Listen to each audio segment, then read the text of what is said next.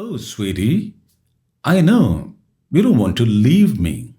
നേരെ മറിച്ച് you don't want to leave me. No, അങ്ങനെയല്ല ആ dialogue. How dare you pluck apples from my tree. Car blocked their വേ.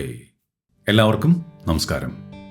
നമ്മുടെ സർക്കാർ സ്കൂളുകളിലെ കുട്ടികളുടെ ഇംഗ്ലീഷ് കിടിലനാക്കാനായിട്ട് നമുക്ക് എന്താണ് ചെയ്യാൻ പറ്റുക? എന്താണ് അവർ നേരിടുന്ന പ്രശ്നം? അതിന് ഏറ്റവും എളുപ്പത്തിലുള്ള പരിഹാരം എന്താണ്? അതാണ് ഈ വീഡിയോ ചർച്ച ചെയ്യുന്നത്. സർക്കാർ സ്കൂളിൽ പഠിക്കുന്ന ഒരു കുട്ടിയുടെ രക്ഷിതാവാണ് നിങ്ങളെങ്കിൽ, അല്ലെങ്കിൽ ഒരു ഭാഷാപ്രേമിയാണെങ്കിൽ, അധ്യാപകനാണെങ്കിൽ തീർച്ചയായും നിങ്ങൾ ഈ വീഡിയോ അവസാനം വരെ കാണണം. പല കാര്യങ്ങളിലും മിടുക്കന്മാരും മിടുക്കികളുമായിട്ടുള്ള സർക്കാർ വിദ്യാലയങ്ങളിലെ കുട്ടികൾ ഒരു കാര്യത്തിൽ മാത്രമാണ് പിന്നോക്കം പോകുന്നത്, ഇംഗ്ലീഷിൻ്റെ കാര്യത്തിൽ. അതുകൊണ്ട് തന്നെ പലപ്പോഴും ജോലി അന്വേഷിക്കുന്ന ഘട്ടങ്ങളിൽ അവർക്ക് അപകർഷതാബോധമുണ്ടാകുന്നു. അവർ അർഹിക്കുന്ന സ്ഥലത്ത് അവർക്ക് എത്തിച്ചേരാൻ കഴിയാതെ പോകുന്നു. ഇംഗ്ലീഷ് മീഡിയത്തിലേക്ക് എന്തുകൊണ്ടാണ് ഒരു രക്ഷിതാവ് തൻ്റെ മക്കളെ അയക്കുന്നത്? തീർച്ചയായും CBSE സിലബസിനെ കുറിച്ച് ആഴത്തിൽ പഠിച്ച് വിലയിരുത്തി ആയിരിക്കില്ല അത്തരമൊരു തീരുമാനം എടുക്കുന്നത്. തങ്ങളുടെ മക്കൾ ഇംഗ്ലീഷ് ഭംഗിയായിട്ട് കൈകാര്യം ചെയ്യണം, അതുമാത്രമാണ് അവരുടെ ലക്ഷ്യം. ഈ മെച്ചപ്പെട്ട ഭൗതിക സാഹചര്യങ്ങളെക്കുറിച്ച് പറയുമ്പോൾ നാട്ടുമ്പുറത്ത് പോലും ഇപ്പോൾ സെൻട്രലൈസ്ഡ് എയർ കണ്ടീഷൻഡ് ആയിട്ടുള്ള സ്കൂൾസ് ഉണ്ട്. അതുപോലെ computer lab, then language lab, English ഭാഷാ പഠനത്തിനായിട്ട് ലാംഗ്വേജ് ലാബ്. പക്ഷെ അതൊക്കെ എത്രമാത്രം ഫലപ്രദമായി വിനിയോഗിക്കുന്നു, അല്ലെങ്കിൽ ലാംഗ്വേജ് ലാബാണോ ഇതിനുള്ള ആത്യന്തികമായിട്ടുള്ള പ്രതിവിധി, ഇതിനെക്കുറിച്ച് അവർ അത്ര ബോധവാന്മാരല്ല. ഭൗതിക സാഹചര്യങ്ങൾ മെച്ചപ്പെടുത്താനായിട്ട് നമുക്ക് പണം മാത്രം മതി. പണം കൊടുത്താൽ ഉടനടി നമുക്കത് പരിഹരിക്കാം. സ്കൂൾ ഫുള്ളി എയർ കണ്ടീഷൻഡ് ആക്കാനായിട്ട് AC ഓർഡർ ചെയ്യുക, അവർ വന്നിട്ടത് കൊണ്ടുവന്ന് ഫിറ്റ് ചെയ്ത് പൊക്കോളും. നമ്മൾ പണം മാത്രം കൊടുത്താൽ മതി.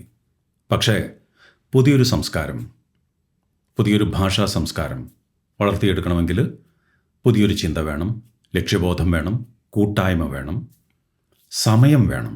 സ്കൂളിനെ സംബന്ധിച്ചാണെങ്കിൽ, സ്കൂളിങ്ങിനെ സംബന്ധിച്ചാണെങ്കിൽ ഒരു കുട്ടിയുടെ ഭാഷ രൂപപ്പെടുന്നതിൽ പ്രൈമറി, അപ്പർ പ്രൈമറി തലങ്ങൾ, ആ ഘട്ടങ്ങൾ വളരെ പ്രധാനപ്പെട്ടതാണ്. ആ ഘട്ടങ്ങളിൽ തന്നെയാണ് മിക്കവാറും കുട്ടികളുടെ രക്ഷിതാക്കളും കുട്ടികളുടെ പഠനത്തിൽ വീട്ടിൽ കൂടുതൽ ഇടപെടുന്നത്. കുട്ടികളുടെ കാര്യം പറയുകയാണെങ്കിൽ അവർ സ്പഞ്ച് പോലെയാണ്. സ്പോഞ്ച് എന്ന് പറയുന്ന സ്പഞ്ച്. എന്താണോ അവർ ചുറ്റുപാടും കാണുന്നത്, കേൾക്കുന്നത്, അനുഭവിക്കുന്നത്, അതവർ അതുപോലെ ഒപ്പിയെടുക്കും, അത് റീപ്രൊഡ്യൂസ് ചെയ്യും. അതുകൊണ്ട് ഈ പ്രൈമറി, അപ്പർ പ്രൈമറി ഘട്ടങ്ങളിൽ സുന്ദരമായ, ശരിയായ, ആകർഷകമായ ഭാഷ അവർക്ക് കേൾക്കാനും അനുഭവിക്കാനും സാഹചര്യം കിട്ടുകയാണെങ്കിൽ തീർച്ചയായിട്ടും കുട്ടികൾ അത് അങ്ങനെ തന്നെ ഒപ്പിയെടുക്കും, അത് റീപ്രൊഡ്യൂസ് ചെയ്യും.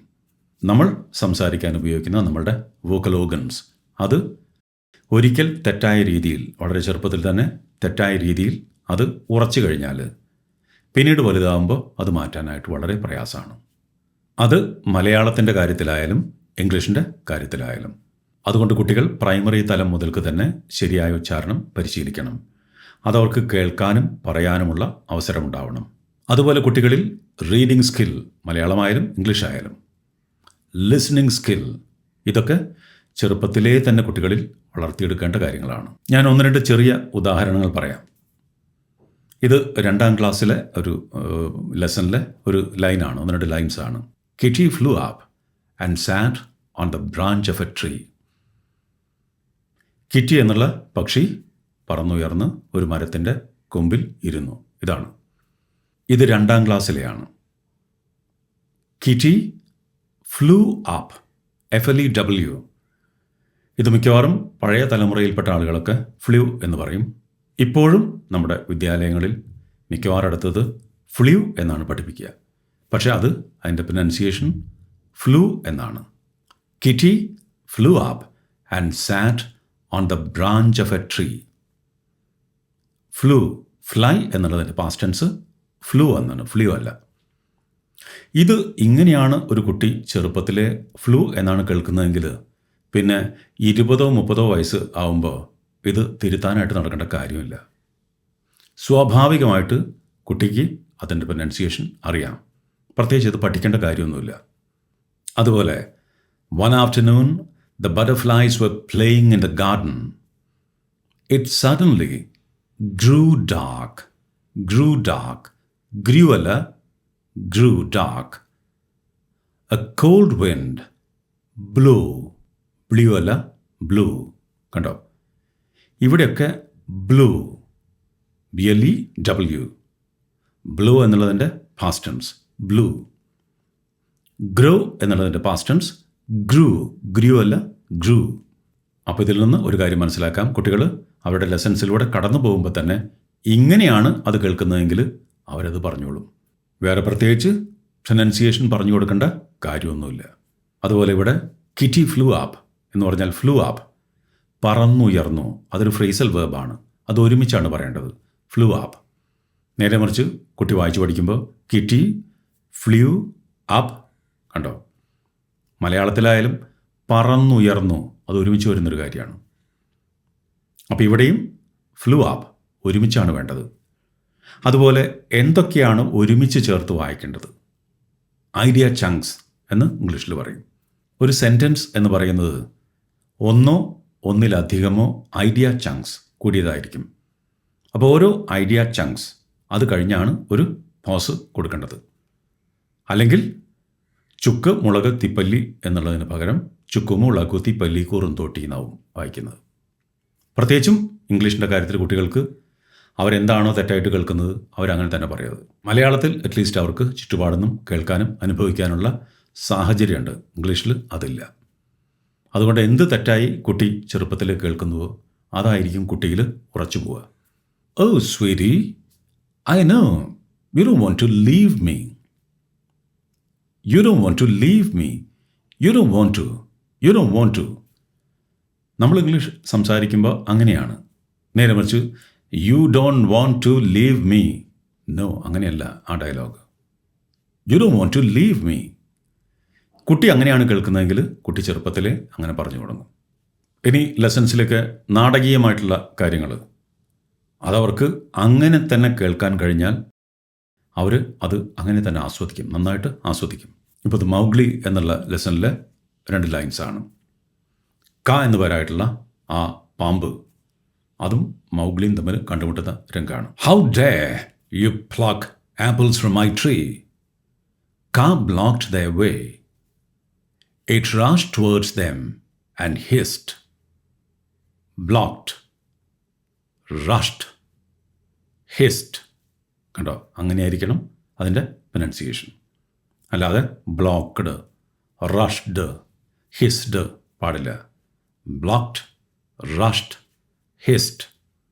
ഇനി പലപ്പോഴും ഇംഗ്ലീഷ് പോയട്രിയുടെ കാര്യമാണെങ്കിൽ അത് മിക്കവാറും കുട്ടികൾ അത് ശ്രദ്ധിക്കാറില്ല. എങ്ങനെയെങ്കിലും പരീക്ഷയ്ക്ക് മാർക്ക് വാങ്ങുക എന്നുള്ളത് മാത്രമായിരിക്കും. Oats, peas, beans and barley grow. Oats, peas, beans and barley grow. Do you, I or anyone know how oats, peas, beans and barley grow എന്നാണ്. ശരിക്കും അത് വളരെ താളാത്മകമായിട്ടുള്ള ഒരു പോയമാണ്. Oats, peas, beans and barley grow. Oats, peas, beans and barley grow. Do you, I or anyone know how oats, peas, beans and barley grow? ഇങ്ങനെയാണ് കുട്ടികൾക്ക് ചൊല്ലിക്കൊടുക്കേണ്ടത്. അപ്പോൾ തീർച്ചയായിട്ടും അവരുടെ ടെക്സ്റ്റ് ബുക്കിലെ ലെസൺസ് അവർക്ക് ഇത്തരത്തിലൊക്കെ കാണാനും കേൾക്കാനും അനുഭവിക്കാനും അവസരം കിട്ടുകയാണെങ്കിൽ, ചാൻസ് ഉണ്ടാവുകയാണെങ്കിൽ തീർച്ചയായിട്ടും അവരുടെ ലാംഗ്വേജ് അത് വളരെ വിപ്ലവകരമായ രീതിയിൽ ഇംപ്രൂവ് ചെയ്യും, ഡെവലപ്പ് ചെയ്യപ്പെടും, ഒരു സംശയവുമില്ല. അപ്പോൾ ഇതിനെല്ലാമായിട്ട് ഇംഗ്ലീഷ് ട്യൂഷൻ മാസ്റ്റർ എന്നുള്ള ഒരു ആപ്ലിക്കേഷൻ, മൊബൈൽ ആപ്ലിക്കേഷൻ ഉണ്ട്. രമേഷ് വോയിസ് ലേണിംഗ് ആപ്പിൽ ഇത്തരമൊരു കോഴ്സുണ്ട്, ഇംഗ്ലീഷ് ട്യൂഷൻ മാസ്റ്റർ. ഇതിൽ 2ാം ക്ലാസ് മുതൽ 7ാം ക്ലാസ് വരെയുള്ള ഇംഗ്ലീഷ് ടെക്സ്റ്റുകളുടെ ഓഡിയോ വീഡിയോ ലെസൺസാണ്. ആദ്യം തന്നെ ഒരു ലെസൻ്റെ മലയാളം ഇംഗ്ലീഷ് വായിച്ച് അതിൻ്റെ മലയാളം എക്സ്പ്ലനേഷൻ ഉള്ള ലെസൺ ഉണ്ടായിരിക്കും, അങ്ങനത്തെ ഒരു വീഡിയോ ഉണ്ടായിരിക്കും.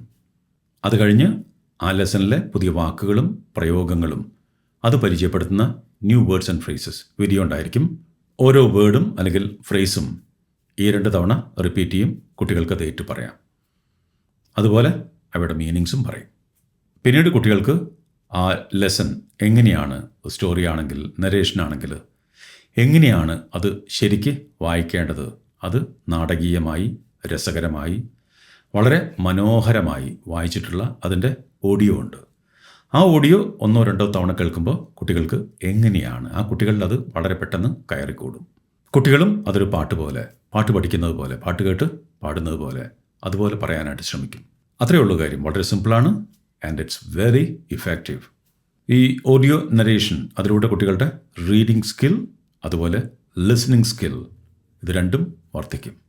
ഈ ഒരു ആപ്ലിക്കേഷൻ കുട്ടികൾക്കും കുട്ടികളുടെ രക്ഷിതാക്കൾക്കും അതുപോലെ ടീച്ചേഴ്സിനും വളരെ യൂസ്ഫുൾ ആയിട്ടുള്ള ഒന്നാണ്. അപ്പോൾ രമേഷ് വോയ്സ് ലേണിംഗ് ആപ്പിൽ നിന്നും നിങ്ങൾക്കിത് ഫ്രീ ആയിട്ട് ഡൗൺലോഡ് ചെയ്യാം. Okay, so thank you, take care, stay awesome.